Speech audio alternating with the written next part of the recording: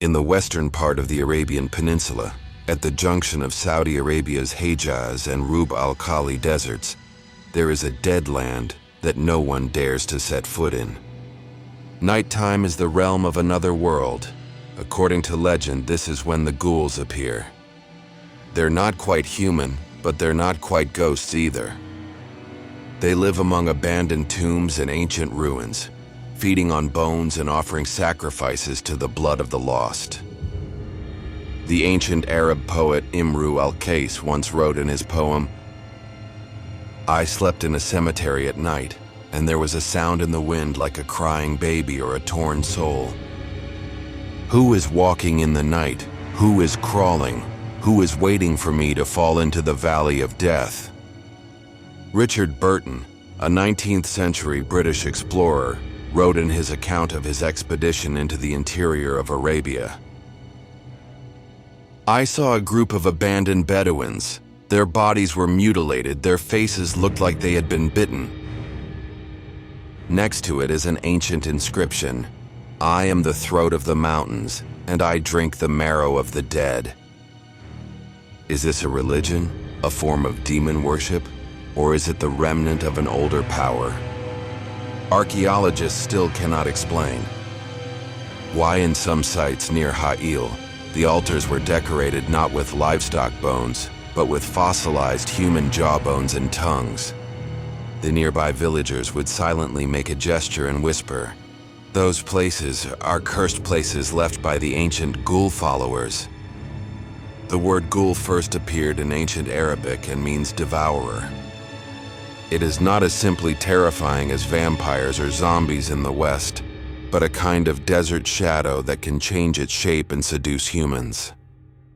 In 1001 Nights, it is described as a demon that lives in the wilderness, disguises itself as a traveler, and lures passers-by into a death trap. This is not just a legend. Archaeologists have discovered a horrifying image in the desert rock paintings of eastern Syria. A monster covered in human skin, with a hollow skull, arms outstretched, and a pile of human bones and a pool of blood under its feet. Next to it is an inscription in ancient Semite, "May the blood of the sacrifice open the passage and allow ghoul to return." This image is strikingly similar to a cave painting in Wadi Rum, Jordan. In the mural, a priest wearing a horned helmet is using human bones to piece together some kind of ritual totem, with black-robed believers arranged in a circle behind him. Many researchers once thought that these totems symbolized the worship of the god of death, until the discovery of a stone tablet changed their views. This stele, known as the Ein Shaitan stele, was carved in 1200 BC. The inscription reads, "We dance for ghoul, offering our liver and marrow to receive the blessing of the night. The one who awakens us is neither man nor god. The one who offers sacrifice can speak to the dead." Below the inscription is a mysterious symbol written in ancient South Arabic. An inverted goat's head symbolizes the world changer. We begin to see the outline. This is not just a demon legend, but an ancient belief that really exists. It even influenced the definition of demons and unclean people in later religions. Moreover, it does not exist in isolation. Almost identical symbols and ritual remains have been found in ruins at the junction of the Arabian and Persian Gulf regions. Does this mean that ghoul is not an imagination of a single region, but a demonic structure that spans civilizations and religious boundaries? If you think that ghoul cult is just a projection of fear of death, you may underestimate the dark depth of this belief. In 1997, a French expedition team discovered a sealed stone chamber in an abandoned village on the western border of Oman. There was no gold or documents inside, only neatly arranged piles of human bones, an altar with dried blood, and a strange skull mask. The skull was polished to be extremely smooth, with 2 inverted triangle holes on it, just in line with the eye sockets. On top of its skull, there is a string of characters engraved. I see his true form in my blood, and I listen to his command in my bones. These rituals are no longer just symbols. In the Mishkat lamp, a 10th century esoteric manuscript, an extremely rare record appears. On a moonless night, 5 rotten corpses should be placed at the 5 corners with a skin vessel in the center.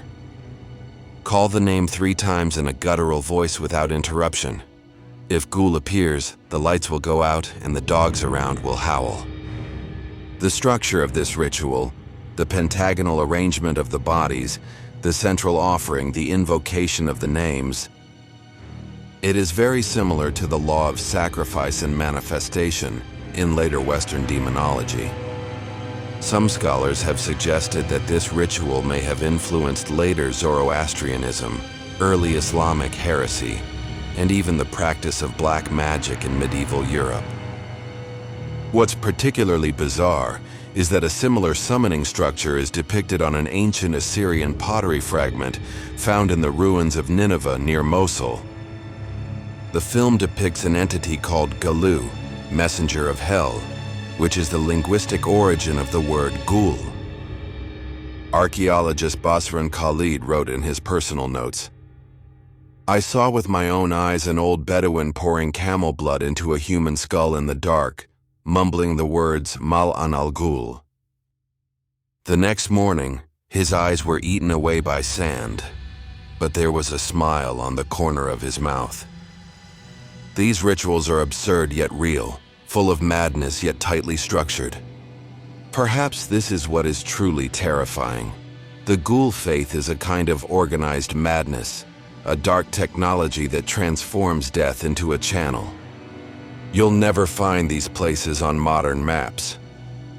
They don't belong to any administrative region. They're not in any tourist brochure. Even in Google Earth, it is often blurred by desert weathering terrain or data loss areas. But on the map of the forbidden lands of Arabia, drawn by some smugglers and mystics, there are several points circled with red lines marked with a unified code, GS Ghoul Shrine, the altar of ghouls. The most famous site is located in Wadi al-Mutaqab in southwestern Saudi Arabia. Translated as the Valley of Forbidden Speech, the area has been designated as a closed area by the military since 1973, citing geological instability and frequent collapses. However, a retired military officer who was involved in the geological survey said on condition of anonymity, there are no geological problems there. What we saw was a huge underground altar that extended radially, with walls covered with hand-carved patterns. There is a well in the center, with no bottom in sight, and guardrails carved from human bones remain around the well. Most horrifying of all, there was an inscription on the wall, written in at least 3 different languages, but all with the same meaning. They never really died, they just waited for the sacrificial door to open again. Another even more strictly sealed site is called Ain Kafa. It is a building site that was covered by sand for hundreds of years until a satellite terrain scan in 2005 accidentally revealed a completely non-Islamic, non-Christian altar structure. In the middle of the main hall is a deep pit, shaped like an open mouth, with column bases at the 4 corners. On each column there are remnants of strange totems that are a mixture of goat horns and human faces. Archaeologist Sylvia Arnaud wrote in her survey report, "This is not a place for worshiping gods, but a structure designed to draw out some kind of power. It seems that the entire temple does not lead to heaven, but leads down to some kind of abyss." There is an old saying in the nearby villages, "The wind does not blow Ain Hafa, and birds do not cross the shadow line. If anyone enters, the bones will tell his name." What is even more confusing is that in some of the excavated altar relics, stones and patterns were found that were far from the Middle East. Blue serpentine from Central Asia, stone prints from the Indus River basin, and even totemic elements suspected to be from Mayan civilization. What does this mean? Perhaps this ghoul belief is far more than just the Arabian desert, but is a cult network where multiple civilizations meet. A dark network of death, sacrifice, and supernatural connections that spans cultures and languages. We always thought that dark beliefs had disappeared with the evolution of the times. But the truth is, those ancient shadows have simply learned to lurk in the light in a different way. Did you know?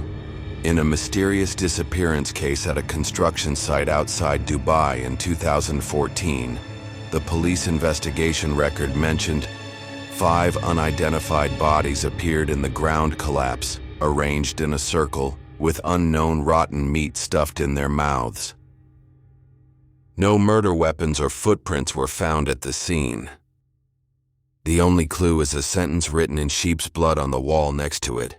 The mouth of ghouls still swallowing.